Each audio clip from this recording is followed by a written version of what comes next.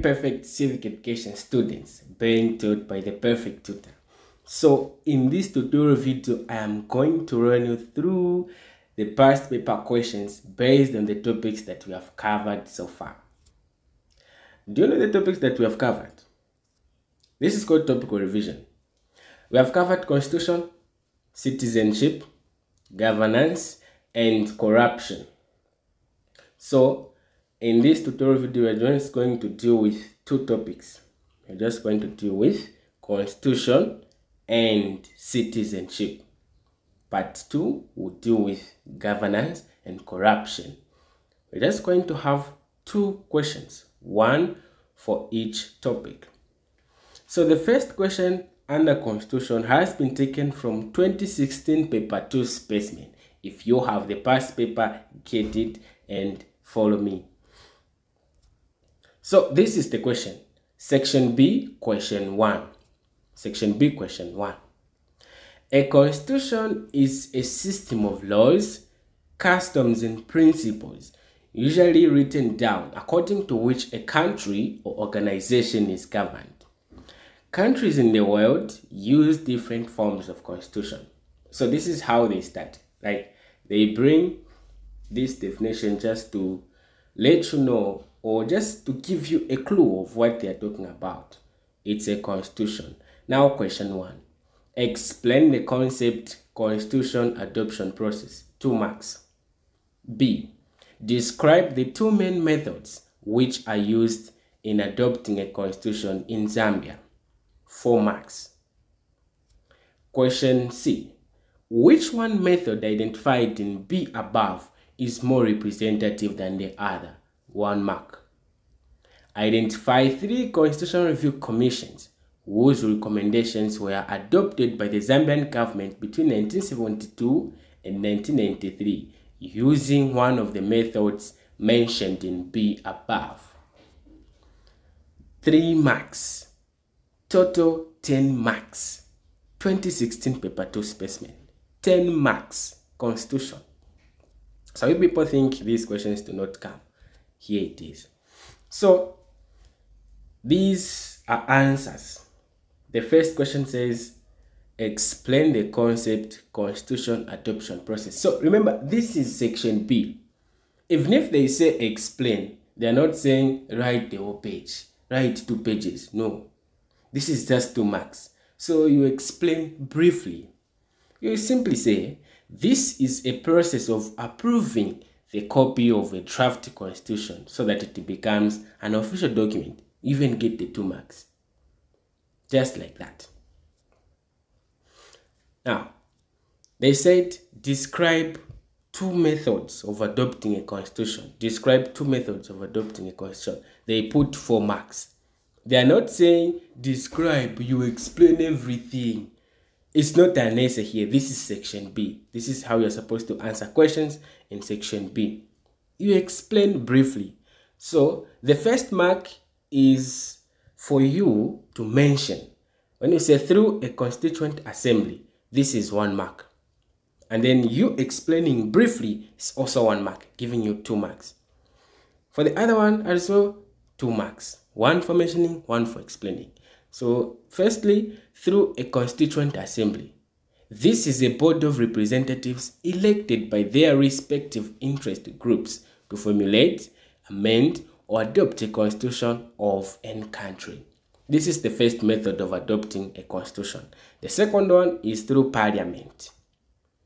Under this method, the draft constitution is submitted to parliament, which debates the draft before adopting and sending it to the president for assent or signing. Just like that, you get the 4 marks. Do not beat by the bush. Do not bring unnecessary information here. It is just 4 marks. So here, 2 marks, 2 marks. You get the 4 marks. C. Which method is more representative than the other? It's the constituent assembly. The constituent assembly is more representative than parliament here, because for parliament it's just those members who are in the national assembly.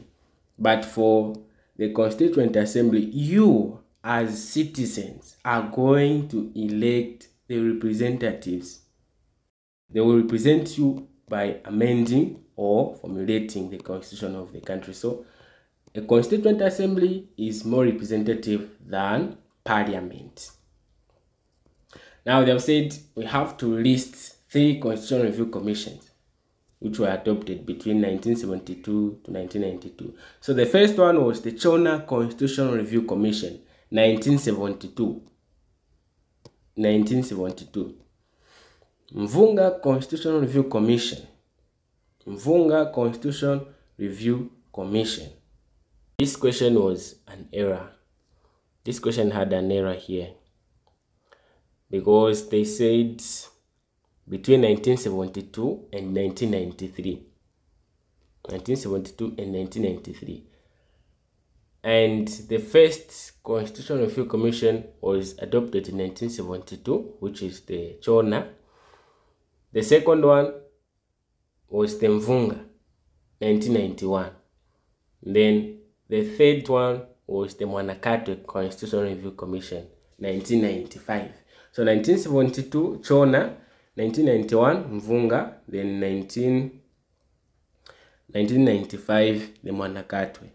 So the years, they made a mistake there because I just got this question exactly as it was in the 2016 paper. So they made a mistake on the years there. These were the first 3 Constitutional Review Commissions, and they said first 3. So this is the possible answer. Citizenship. Question taken from 2017 paper 2 internal. Section B, question 3. Carefully study the statements below and match them with the correct concepts in the diagram that follows. So we have the statements here. Now we have to match them with the correct concepts. So let us study the statements. Firstly, we have freely choose to leave one's own country and relocate elsewhere. Freely choose to leave one's own country and relocate elsewhere. Send someone back to their origin country. A person living in a country which is not his or hers. The rule that allows one to take up the citizenship of the country where he or she is born from. The rule that allows one to acquire citizenship of one's parents. That which one is obliged to do by law and conscience. Concerning principles of right and wrong. These are the statements that we have. Now we have to match them with the correct concepts here. So we have alien. Which statement here can mean alien? So try out this and then you compare with the correct answer. So the correct answer here is C. A person living in a country which is not his or hers is called an alien. This is how questions come in civic education. Very simple, just like that. So C is the correct answer here, and I'll put it here. C, alien, person living in a country which is not his or hers. Jus soli. What is jus soli? Which statement here corresponds to jus soli or means jus soli? The rule that allows one to acquire citizenship of one's parents. No, this is jus sanguinis. The rule that allows one to take up the citizenship of a country where he or she is born from. So this is jus soli. D is correct here. So the statement is D. Repatriation. Which statement here means repatriation? Send someone back to their origin country. So we have 2 things here. Let me even explain the other one. You are staying in Zambia. When you choose to leave Zambia and go to Malawi, Zimbabwe, Morocco, you start staying there. That is called expatriation. Relocating elsewhere, that is expatriation. But when the Moroccan government or the country sends you back to Zambia here, where you came from, that is called repatriation. So B is the correct answer for that one. So repatriation, the answer is B. B, repatriation. Expatriation, of course, the answer is A. Freely choose to leave one's own country and relocate elsewhere. That's the answer for expatriation, B. And then the last one have jus sanguinis. Jus sanguinis. Jus sanguinis. Which rule here or which statement corresponds to jus sanguinis? The rule that allows one to acquire citizenship of the parents. E. That's the correct answer here. So E is the correct answer for this one. This is how you answer these questions. Now, as you can see here, we only have 5 concepts. 5 concepts. But they brought 7 concepts. This is to confuse you. Because if they bring equal, like 5 concepts, 5 statements, you know how to put the last one. When you put the 4, you know where to put the last one. Because they will correspond. It's like they will show you, okay, this one is supposed to be here. So they will bring more so that you be confused where to put E or F or the last one, just like that. So these are just 2 questions that I wanted us to go through. It has been your perfect tutor, Mr. Gilbert CJ. Continue revising. See you in the next video.